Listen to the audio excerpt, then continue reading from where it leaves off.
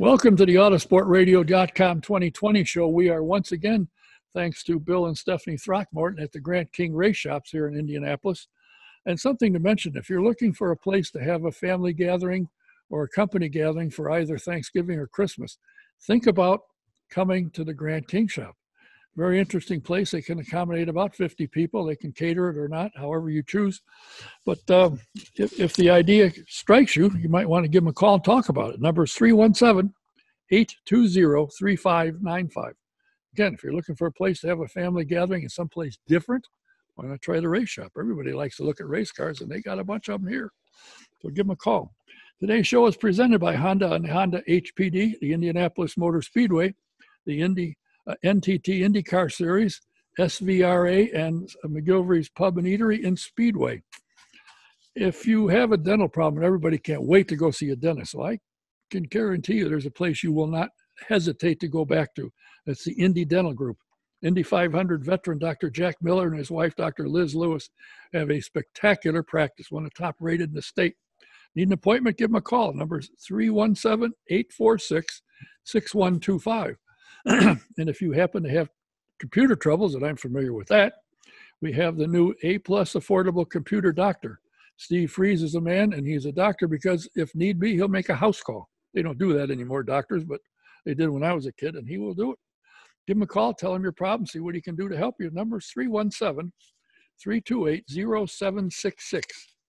And if you ever wonder what it's like to drive your favorite race car on your favorite racetrack, from dirt midgets at the Chili Bowl to Formula One cars at Nuremberg Ring, Indy Simulation could put you in the driver's seat of their Sim Experience full motion race simulator. Take your choice of over 160 cars and tracks in iRacing, the same simulation professional drivers use to race their real world rivals, learn new tracks, and stay sharp between races. Visit IndySim.com today and book your free demonstration ride.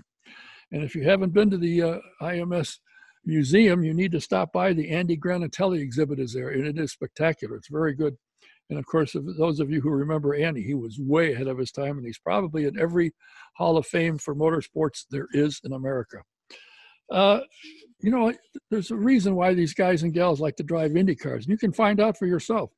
Go to IndyRacingExperience.com and subscribe or sign up for a ride in a two-seater. Check their schedule, see where they're running and when, and find time that works for you. And in the promo box, put DK1, you get a 50% discount. If you are a vintage fan or a, what's the new series? Just coming back, Trans Am series, you need to subscribe to Speed Tour Magazine. It's a spectacular first-class magazine, and you'll love it. So go to svra.com and subscribe to Speed Tour Magazine and check their schedule. They may be running an area near you, and I highly recommend, if you can, go see it. You'll love it. Is it time to renew your insurance for your home, your car, or commercial property? Do what most of us have done. Call Mike Pardee at VP Insurance. He's located at 5004 West 16th Street in Speedway, and his number is 317-248-0070. Get a quote. You might be surprised. Better coverage for less money. We found it to be the case. Give it a try. And if you're looking for a vintage car or you have one and you need it restored, the Grant King Shops can help you. Tell them what you got or what you're looking for, and they'll give you a hand and help you do it. And if you need it restored, they can do it for you. Number is 317-820-3595. Now, my guest is a gentleman that I've never met until 5 minutes ago. He is the Chief Executive Vice President. He's the COO for the Music City Grand Prix. He is also Executive Vice President and General Manager of Moo TV and Managing Partner of MSG Strategies. Please welcome my newest friend, Jason Rittenberry. Welcome to our Autosport program. Jason, I appreciate your time. Yes, sir. Absolutely. Thanks for having me today. Now, I understand, as was reported, that that you and your group have been trying for 3 years to make this happen in Nashville. And as everybody is probably aware, Nashville is one of the main destinations people head to now these days. So it's an exciting place to go to. And when we were in the ovals, I used to love to go down there because my first shot when I got out of the track was to head to Tootsie's. Well, Tootsie's is still here, and they'll be waiting for you. So why did it take 3 years to put a program together to get a race in the streets of Nashville? Well, Don, obviously with a street race, there's so many logistics that have to be, taken into account. So many partnerships and so many folks that have to be on board with our plan and the vision to make this race happen.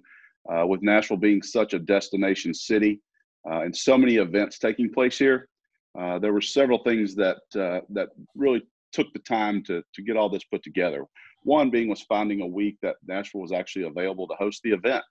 With all the things that Nashville has going on and the number of tourists that are here pretty much year round, we had to find a week that the city could accommodate such a large scale event. We had the hotel rooms available that worked with the city's calendar for their special events. And then once we, kind of honed in on some dates, we had to make sure that the stadium was going to be available. So working with the Tennessee Titans, Nissan Stadium, that stadium now has a Major League Soccer team playing in it as well. So now we weren't talking about one professional team, but two professional teams playing in a stadium. So trying to find an open week that worked, it really just took a long time to find that week and to see what times would be available in the year, what weekends would be available. And we were very fortunate to be able to find that. The week that the city presented to us is the week we ended up on, is the first week of August. That's ideal for the city for multiple reasons. One, it's before all the local Tennessee students are back in school, so it allows for families to come on a Sunday and spend the day, not worry about getting home late in school on Monday. But more importantly for us, Nashville is a huge international destination, and the city is marketing to the international markets, and so that gets us into the European holiday season where they are traveling and going on vacation, and so. We felt like it was early enough in the year, early enough into the holiday season that they could make the trip, but also late enough in the summer that it's not going to be too miserably hot here in Nashville. So that's really the reasons of why it took so long, was finding a date that worked for IndyCar, for the stadium, for the city. And then not to mention, here in Nashville, we've gone through a few mayors in that time period. So we got one mayor on board with it, and then we got a new mayor and had to start all over again. So, but we were able to get it done. It took a few years, but it was well worth the wait, and we wanted to make sure we did it right. We could have pushed the process along a little quicker early on, but we're not sure we would have had the right team in place, the right investors in place, and the right partners with the city. Now, it's reported it's a rather expensive event to put together to start with, and I've got a list of most of, if not all of your major sponsors that are coming along with you, or members of your group, and the group is called, running this is a 615 GP LLC, and you've got some pretty big name companies backing this operation that are in with you, and we're looking forward to have this. And if you judge anything by what kind of a crowd can be drawn when you look at the NFL draft, what drew there, good Lord. You had over 100,000 people packing the streets just to watch that. Mm-hmm. Yeah, the NFL draft here over the weekend saw about 475,000 people here in Nashville for that NFL draft weekend. And it was a tremendous event. And that set the tone for really opened a lot of people's eyes outside of Nashville. People that live here, people that are involved with country music or a fan of country music, see the CMA Fest, they see the other things the city's doing, but those really aren't on the scale of the NFL. And so when the NFL draft was here, and we literally blew it out of the water with everything from the time they arrived until the time they left, it really opened a lot of people's eyes, and I think really for us set our expectations even higher and what people were expecting out of an event when they come here for IndyCar. What kind of a crowd are you anticipating? What has been your reaction? I know the reaction I've gotten has been enormous. People saying, wow, what a place to go. Now, having said that, a lot of them said, we love ovals. That's what IndyCar is. But to go to Nashville, we'll go. Yeah, we're hearing a lot of the same thing. I mean, we have those fans that are fans of ovals, that are diehard IndyCar fans and feel like they need to be on ovals. But we also have a lot of road racing fans, street racing fans that, just as many, I think, from our standpoint anyway, from what we're seeing through our social media, and just as many that are excited about a street race and excited with it being on the streets in downtown Nashville, walking distance to Broadway, walking distance to the Ryman Auditorium, the Country Music Hall of Fame, all the things that are downtown Nashville, all right there, literally with right directly across the river from our race course. And so it's going to be an extremely exciting event with lots of activity. And from a fan perspective, from a number perspective, kind of what we're looking at, we're not looking to fit every single person we can possibly get in here and make it a bad experience. Our goal is to put on the best race, the best experience for the fans, making this a motorsports, music, culinary festival. So we want the best of everything that we can provide to the fans. It's not about year one making as much money as we can. Obviously, we have investors. We have to answer them. But really, our goal and their goal and everyone's goal in this is to put on the best possible event we can. And we feel by doing that, we can accommodate a crowd of about 65 to 68,000 on Sunday on race day. And that's not a number we just randomly came up with. We came up with that number based on that is the capacity of Nissan Stadium on a game day.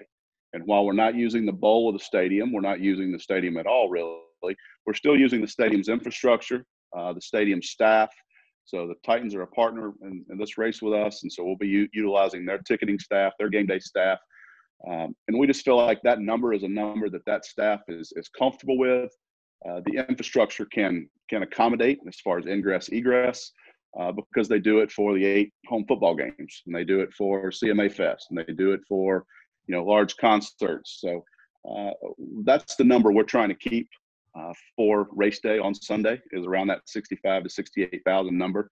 And then Saturday, we're expecting probably 30 to 40,000 on Saturday, and then maybe 10 on Friday with the other on track activity. And so we're looking at about 105 to 110,000 over the 3 days. It's kind of what our estimates are based on.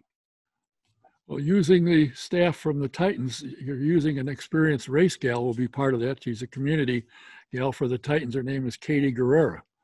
I know Katie's great. We have worked with Kate already, and we'll continue to be working with her. And we are very, very happy that Titans have someone that understands IndyCar and racing. Yeah, it was sad when she left here to go there, but I said, good move for you. And she's good. She's really good, as you obviously know. How long did it take you to get Tony Kottman to put together a track that would work using the bridge, which I think is, I've got a couple of questions about that, but how long did it take Tony to put together this 2.17 mile, 11 turn track with speeds estimated probably across the bridge at 200 miles an hour for these cars? Oh, absolutely. They'll absolutely hit top speed at 200 across that bridge. It's going to be an amazing track with a lot of passing zones and some very competitive racing. But with regards to how long it took Tony to actually design it, I would say, a month or so probably. But, the version that everyone saw was probably version 15 or 16 from where we started. I mean, we've gone through multiple versions, obviously, as any street course would. There was a course that was floated 3.5 years ago online that everyone saw that was primarily just around the stadium parking lot.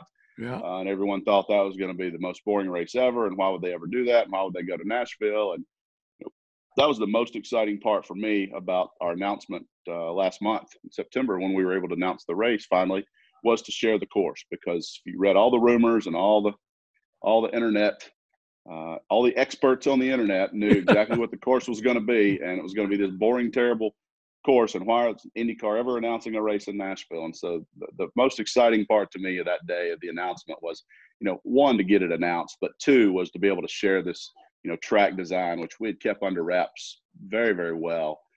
We knew that other one was floating out around the internet because we had to make a presentation to the sports authority here in Nashville back in 2018. And obviously, at a government entity, anything you present becomes public record. And so that entire deck and presentation was public record, and that got out on the internet. And so it was fun to see the reaction to the course design.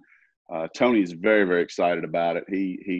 He was not excited about the first one, obviously, but it was all we had to work with at the time. The previous mayor wasn't on board with us going into downtown Nashville, and we just didn't feel like the event was going to be successful without a good course design. And that's, one of the reasons why we didn't move forward a lot quicker in the past is, we didn't feel like we had a design that was going to be exciting, that we're going to draw fans in. Yes, the fans would still come. They would still come to Nashville. It would still be a fun time, but the racing would be a little bit of a letdown. And so we really wanted to work on that course design and make sure we got something that was going to be, up to the level and standards that everyone was expecting out of this event in Nashville. And we think we've achieved that with the bridge being in play now. It's going to be some phenomenal television views with the Nashville skyline behind it from one angle, and the Nissan Stadium, Tennessee Titan Stadium, from another angle, and then racing over and back across that bridge. It's going to be a pretty cool event. I'm sure you've gotten the same questions that I've gotten. The bridge, what if you have a problem? Can you end up in the drink? You could, yes. Obviously, anything is possible. So I'm not going to say it can happen. But all of the track designers from Tony on to the safety folks and the FIA and IndyCar and everyone that's reviewed the design, everyone's approved it and everyone's been on board with it. So the fence system we're using, the cable system we're using, there's cables on the bridge already. So the permanent structure of the bridge has cables on it as well, just for daily driving.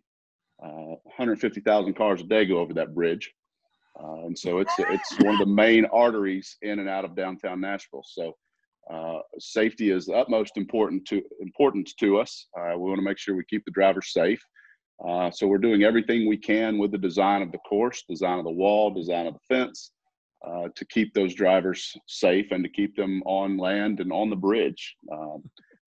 Can I say that can't happen? No. If it does happen, we're prepared.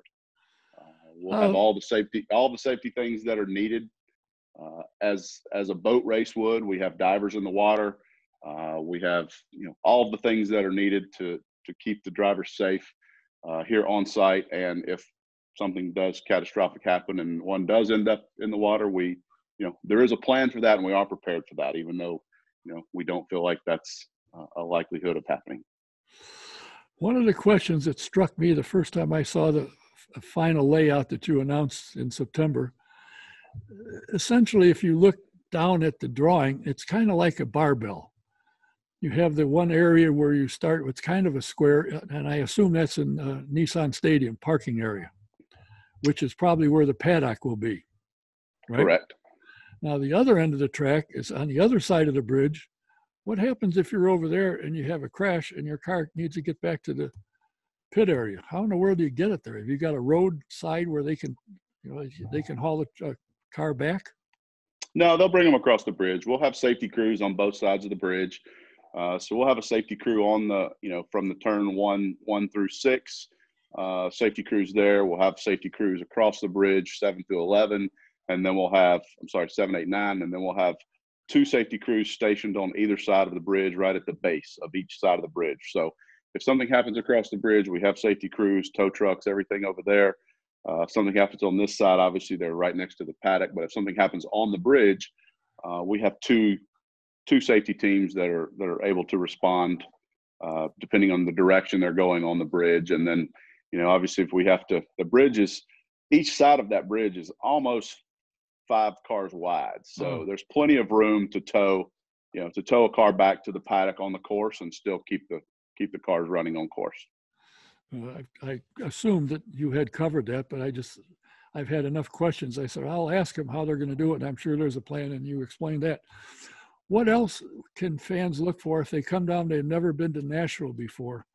Now, I can tell you from experience, you go down on Broadway by Ryerson, and there's all kinds of places to go. There's music to hear. It's running all the time.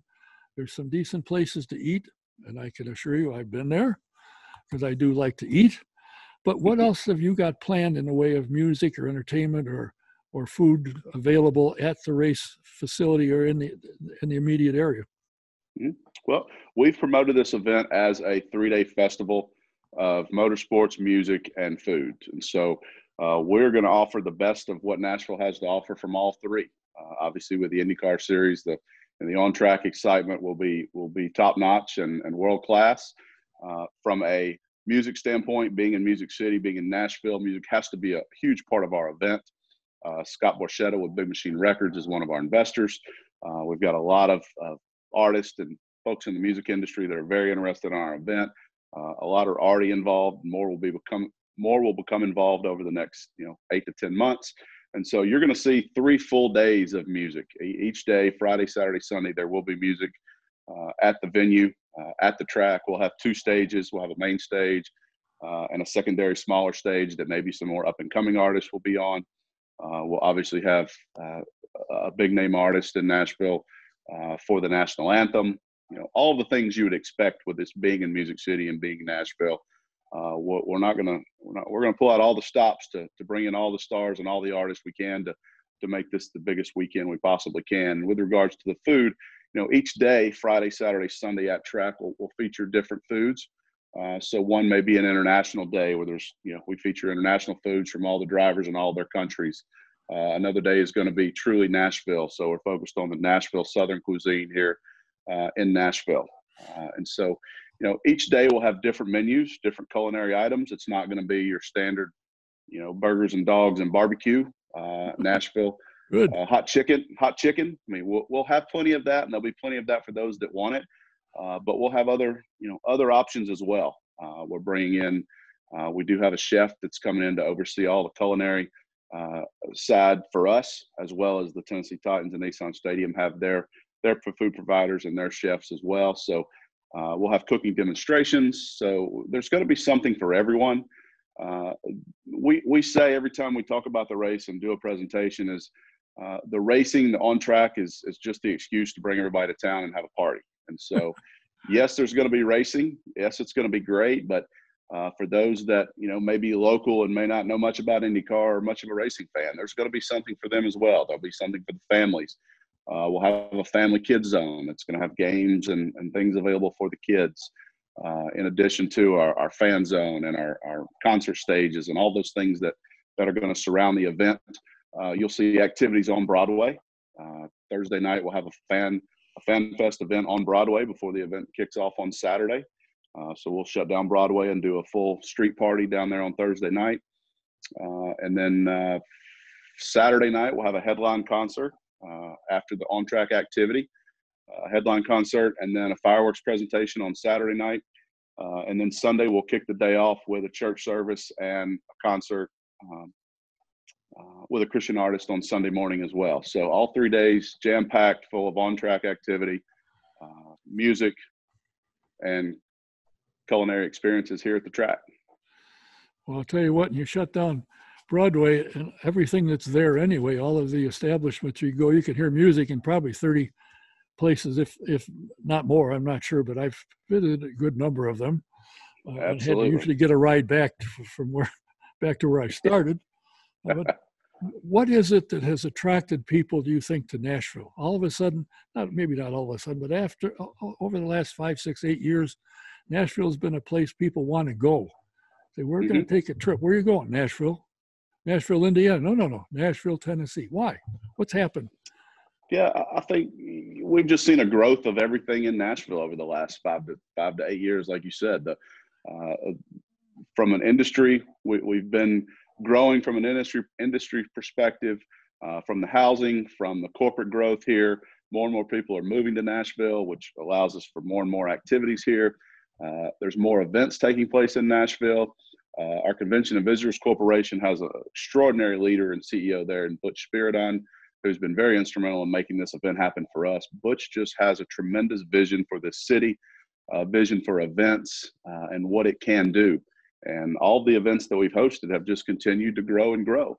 I think the Predators run at Stanley Cup a few years ago may have been, part of the kickoff of this. It got a lot of people looking at Nashville and the attention, placed on Nashville, from all the sports teams, from the country music, to the growth of our industry here in town. I think it's just a culmination of all of that combined. I don't think we can pinpoint to any one thing of why Nashville's become an it city or a hot city or somewhere that people want to visit. I think it's a culmination of all of those. The popularity of country music has continued to grow, and that's spurred more and more tourism to Nashville, as well as the folks moving here. You are the Vice President and General Manager of Moo TV.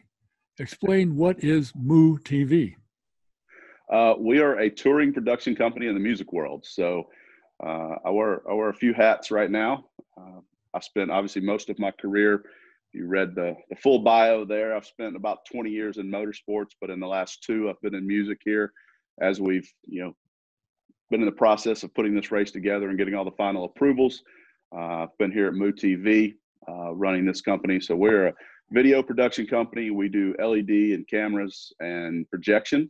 So when you go to simplify that, when you go to a concert, whether it's Garth Brooks, Jason Aldean, Chris Stapleton, any number of our clients, when you go to their concert and they have that big LED wall, the big video wall behind them on stage, or the side screens where if you're sitting in the upper row and you can't see the artist, you're looking at those side screens the whole time because they're on camera. Those are all of our guys. So our crews, that's all of our gear, the LED walls, the video walls, those cameras and the side screens. So we had 2019, we had about 36 tours out, most of those primarily being country, obviously being here in Nashville. But we support those artists and those tours and are on the road with them, supporting them with their video production. And you're also the managing partner of MSG Strategy. What is MSG Strategy? Again, that's a production company, event production company. MSG actually started out as Motorsports Strategy Group. When I left Circuit of the Americas, U.S. Grand Prix back in 2016, end of 2016, I started MSG really to start doing some consulting work, some production work, and really I transitioned over a 2 to 3 year time period from motorsports more into music. Obviously, being in Nashville, music is a huge part of everything we do. I had a lot of experience in the music world and in the country music world, and so my goal when I left COTA was to start MSG and to combine my 2 passions of motorsports and music. And I did. I was successful in doing that. I produced a lot of shows at motorsports events, at NASCAR tracks, really combining the 2.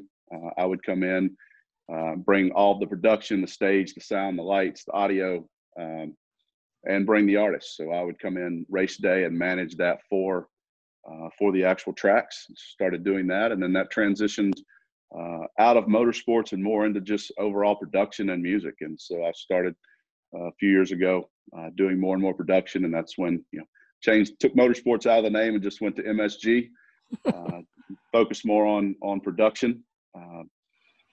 And I've still got a lot of clients. Produce an outdoor concert series called Whiskey Jam here in Nashville. Do that each summer.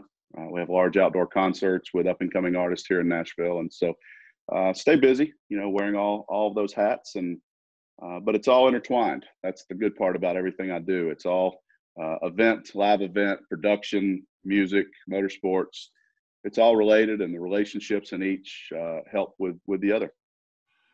Having been in motorsports certainly helps you if you're getting into this kind of an event with IndyCar. Are you looking to get involved and do anything else, put a program together for another event, an IndyCar series down the road? I can't say that it's out of the question, but I would say it's not on our horizon right now. Not to say that we may not do other motorsports events. I'm not sure we would do another IndyCar race right away. I think we want to get our feet wet with this one and promote this event for a couple of years. I was at all of the events here in Nashville when they raced at the Super Speedway. I actually worked for the same company. So Dover Motorsports that owned that track. I worked for them at their Memphis facility. So I was the president at the Memphis track. Cliff Hawks was the president here in Nashville at this track. So I was at all the IndyCar races that were there. And I actually am the one that put the phone call into IndyCar to bring IndyCar to COTA. When I was in Austin, made that call to Steven Starks, his first week on the job in that new role. Didn't know that. We joke about that a lot. Now that he's recently left IndyCar, I joked with him and told him that I bookend his career at IndyCar because I put a call into him from COTA the very first week that he was on the job about bringing a race to Austin. And I was there for our press release and our public announcement of this race, new event here in Nashville. And, literally the last week he was with IndyCar. So I had the pleasure to work with Steven for quite a bit of time the last few years. I had Steven on my program 2 or 3 times, super nice guy. And his wife is one of the lead attorneys. He is an attorney as well, but his wife is one of the lead attorneys for the NCAA, which I hadn't realized at first. I saw the name and I said, "Oh, that's your wife." Yeah. Oh, yeah. That's powerful exciting. family. He's a heck of a good guy. He's a great guy. I'm going to miss working with him. Sorry to see him leave. It's interesting the things that you have done and how you've managed to tie them all together. So you're not doing one thing which is in right field and you're doing something else which is in left field, and you're kind of standing in the middle trying to work it. They're all kind of intertwined. So I got to think that some of the hats that you wear, you're doing more than one thing with an event, be it a concert or in this case a race. That they'll all kind of intertwine. So you're not, out in the middle, in the center field trying to put right and left field together. You're kind of in there, and they're all in center field with you. Absolutely. I mean, I would run myself ragged, and there's no way I would be able to do all of this if the multiple hats I wear were totally different industries or not related or intertwined at all. It would just never work. It would never work for my role at MoTV. It would never work for us at the Grand Prix. It would never work for me to have my own company. So really, you absolutely hit the nail on the head with saying they all are intertwined. And when I'm in a meeting or at an event, there's usually I'm wearing multiple hats. If it's when race weekend rolls around, MSG Strategy, my private company, may be doing some of the production for the concert stages, while MoTV is obviously going to be providing all the LED screens and all the the video throughout the venue, and then obviously I'm there as the promoter for the Grand Prix. So that happens multiple times.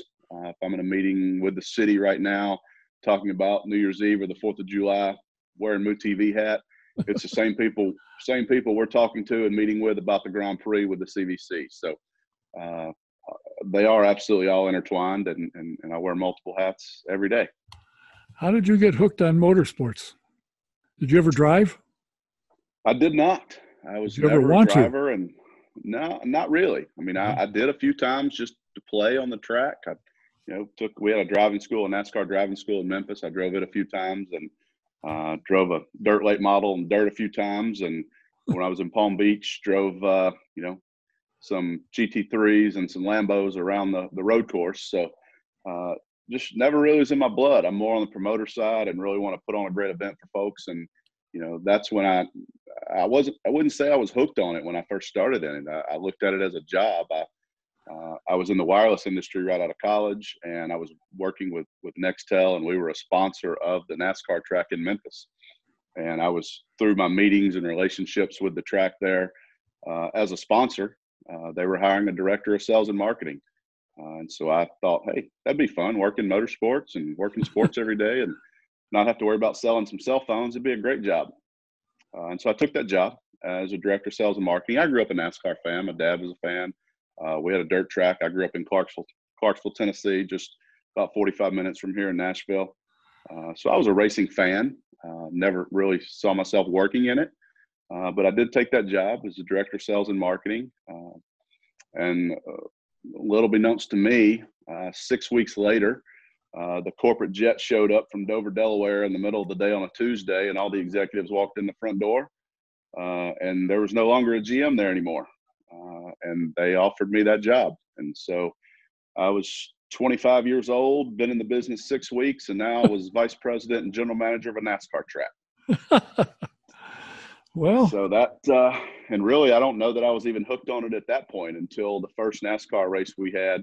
That was I started in March. So around May, I was promoted, and our first race was in June. So that first June day in Memphis, when I stood on that stage and looked up, and there were, I don't know, at that time, probably 35,000 folks there to welcome them to the race. And when I did that welcome and heard the anthem and the gentlemen start your engines and, all of that, pomp and circumstance of opening ceremonies and seeing the people have a great time and, knowing that we did this as a team and put on this event for them, I think that's the moment that I look back now and say that's the moment that I was hooked on what I do and what my passion is. It's not necessarily, I know a lot of your listeners probably wouldn't want to hear this, but, my passion is not really the racing and the on-track activity. My passion is providing a great event and seeing people have a good time. While I do love racing, and that's my favorite thing to promote and to use as the engine to put on a great event for folks. That's really my passion, is the promoter side and putting on a great event and seeing people smile and have a good time and leave my event happy. Well, I got to think that Roger Penske picked up on that, because my understanding was after a tour of the place and a few minutes in conversation, he said, "Let's go racing." He was sold. He did. He did. That story seems to have gotten out and circled all the circles, but it was funny. We had a full day planned. We pulled out all the stops. We had meeting with the mayor, meeting with the governor, day full of meetings lined up at the Titans to present all of our information and all of our plans. And we had been in Indy a few times and already met with Roger and team, and so we were well down the road at this point. This was not early on in our discussions. This was one of the very last meetings we had, but we still felt like we needed to sell Roger on the city, on Nashville, on Titans, on the course, on all of it. And literally we got in and, after driving the course one time, we were in a meeting about 5 minutes, and that's exactly what Roger said. He said, "Let's go racing." And, at some fault to us and our team, we kept selling. A lot of our folks kept doing their presentations and kept pitching. And, about 5 or 10 minutes later, Mark Miles said, "Guys, I've learned one thing in my time working with Roger Penske. When he says, 'Let's go racing,' let's go racing. Let's move forward." And so, we were done selling. We were done pitching. We were done having to, to get Roger on board. From then on out, it was, let's start working on a plan. At that point, it was, when are we going to announce this? Let's work on an announcement and a plan and timing. And then let's work towards putting on a great event. Well, it seems to me, and again, I hadn't met you until you logged on to the Zoom, but listening to you and listening to your background and what you bring to the table, and I seeing the list of the people that you got in your group that are supporting this and underwriting this to kick it off, I personally am hugely impressed. I've been following IndyCars. In fact, I used to follow racing when Andy Granatelli had midget races down at Soldier Field in Chicago. Mm-hmm. And I got hooked in 1964 in IndyCars, and I'm still here. I should be gone. That's awesome. In a retirement home somewhere, I suppose, but it's a great sport, and it takes, I think, what you bring to the table is what some promoters may miss. They worry about promoting the event. That's fine, but you got to entertain people when they're there and make it somewhere they want to go back. And I think you've got that. You understand that in your years of experience, starting at 25 years of age, become a vice president right off the bat, or somebody recognized something very quickly. And you obviously have performed from the jobs you've had, and you had something to do with the Kentucky venue, which you left a while back. So people know what you're able to do. And I think as for myself, I can't wait to get there. I would like to go to Nashville anyway, but I think the event that you have planned and I will be at Tootsie's. And I understand Great. They now serve food. They do. Yeah. COVID times, they had to become a restaurant to stay open. The mayor shut down all the bars, but the restaurants could stay open. So all the bars on Broadway, the honky tonks, are now restaurants. You can't get much to eat, but they got some food to order. Well, that's what it takes. I was told when I first, and you may know this, when I first time I went to Nashville, we were sitting at Tootsie's, of course, and somebody was telling us, behind us is Ryerson. And I said, yeah, I knew that. And he said, there's a stairwell there you'll see coming out of the side of the building in the alley. I said, yeah. Yep. They said, that's where, when Elvis first came and he went there and they said, boo, you're no good, he sat out there and cried. Now, I don't know if that's true. I never asked, but I was told that's true. That's what happened to him when he first started. You know about that? Yeah, absolutely. Yeah, I would absolutely say that those are probably the steps that he set on after the show. Those steps are there. They're still there. And then and they're still the artist entrance today. So that's where we go in for backstage when we're going to shows or working shows. The artists go in and out of there. So the Ryman is obviously a historic to downtown Nashville and historic to country music. But you're right. It's in the same alley. You can go out the back door of Tootsie's and look right at that staircase. And, that it almost looks like a little secret set of stairs, but that's where that's the artist entrance, and they still go in and out of there today. When I heard that story, I walked out there and sat on the stairs and the little platform there. I said, I sat where Elvis sat, reportedly. Yep. Well, listen, I am extremely excited for what I hear, and I know when the fans watch this, they're going to be as well. When do tickets go on sale? We'll be around the first week or two of November is when our packages will go on sale. Our ticket packages for grandstand seats. We've got a couple of packages on sale now.